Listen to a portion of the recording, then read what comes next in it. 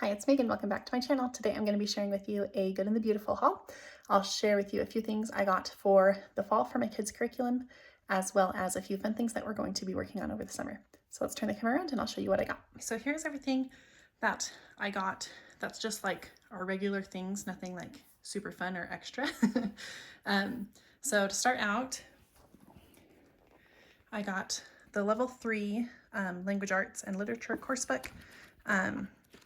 I really like the Good and the Beautiful. They just have lots of really fun and pretty pictures. And my daughter has been doing really well with this. So we just got the next level. So level 3 for that.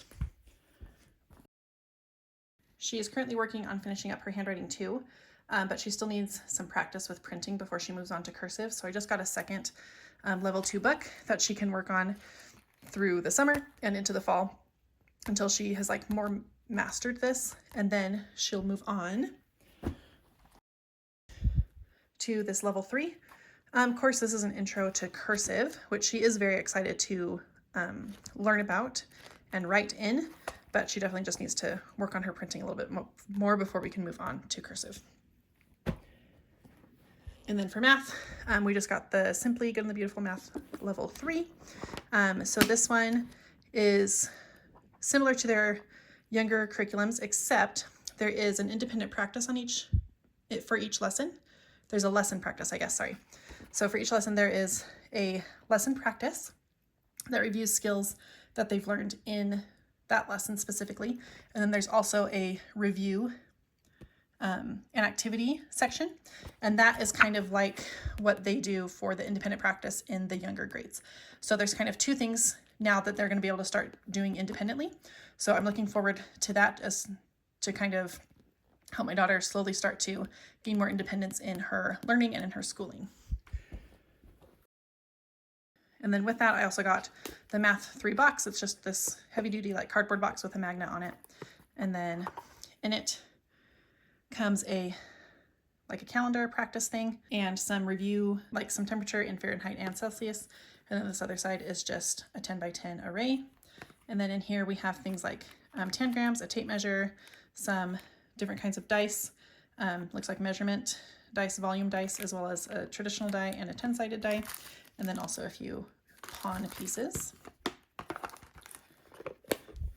And then the last thing for my third grader is this spelling practice book that comes with the level 3. Something that I like about the Good and the Beautiful is that you can pick and choose. You can buy everything all together, or you can buy things separately. And so this is the spelling book that's going to go along with her lessons. So I'm excited that this is going to be in its own separate book this year. And then for my preschooler, she is getting very interested in writing. She's not ready to start like forming her letters necessarily. She's working on being able to write her name, but this is just the doodles and pre-writing part 1. So I just got this for her to do as she starts, and it's lots of just like tracing and kind of developing those finer motor skills. And so it's lots of shapes and lots of coloring basically. So if she likes this and does well, then I'll buy her the second one. We'll see how much we get through in a school year. Okay, so let me clear this stuff off and then I'll show you some of the other things that I got in this haul. Okay, so here's the rest of my haul. It's a few extra and supplemental things, as well as some things that are required for the coursework. For the requirements, these are the readers that go along with the level 3. So we have Heather and the Highland Pony, Timothy of the 10th Floor, The Journey of 5, and The Kingdom of Kind. And so these are just the readers that go along with the language arts. Instead of doing the booster cards like you do in the younger grades, those are now gone and they are just going to be reading from these readers. It'll tell you in the curriculum when you read each book and what days you're supposed to read certain chapters. So these ones are just ones that come with, like I said, come with the book. And then for some supplemental reading, my daughter really liked the Little Glass Lake series, and that was a series that's on the 2nd grade level. And so I just bought some of the books that are on the 3rd grade level, since she seems to like the books from the Good and the Beautiful. And so some of them are this series, Crooked Creek Ranch.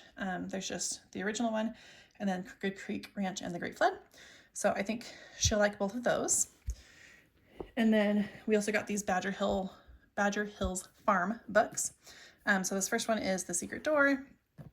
And then the hidden room, message on the stamps, oak tree mystery, clue in the chimney, and the hills of Hirzel. So these are definitely more like early like mystery kind of, but they're not scary, or I don't know, mysteries can sometimes go dark really quick, but since these are from The Good and the Beautiful, they are definitely going to be more uplifting and light filled than kind of like the dark and the scary. So my kids don't do well with anything like remotely scary, so I'm hoping that my daughter will be able to do these. The level of them she should be able to read on her own, but we'll probably still read them together as part of her independent reading time. And then the last thing I got, just for fun, we'll see if we use this year or if we use it next year, but it's just one of their nature notebooks, and it doesn't go along necessarily with anything, but in it, it has a section for each of the seasons. So this first section is for the fall field notes, and there's just different things to notice, to write about, to draw, to record. And then in some of the things they have like activities that are specific to that season. So like right here, it says a leaf animal. So you're gonna glue or tape leaves of different shapes and sizes to make an animal. And it just goes through and has some fun things for each season. So winter, and then it goes into spring and summer as well. So this is something I thought my husband might want to do with my 7-year-old on the weekends when he has a little bit more time, because he likes doing school things with her.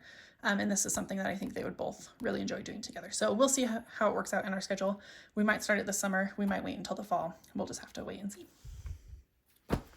So thanks for watching.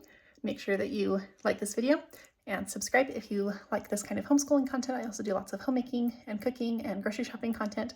So make sure that you are subscribed down below. And thanks for watching. I'll see you guys next week with a new video. Bye.